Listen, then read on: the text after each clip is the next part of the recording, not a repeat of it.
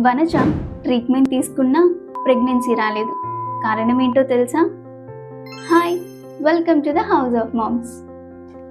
Stress వల్ల cortisol అనే hormone పెరిగి ఓవ్యులేషన్ పై ఇంపాక్ట్ చూపిస్తుంది. రిలాక్స్ అవ్వడం కూడా ఒక ట్రీట్మెంట్ లాంటిదే. అమలాపురంలో వనజ గారు 3 నెలల పాటు ట్రీట్మెంట్ తీసుకున్నారు. కానీ హోమ్ రిట్రీట్లో మైండ్ రిలాక్స్ అయ్యాకి పాజిటివ్ వచ్చింది.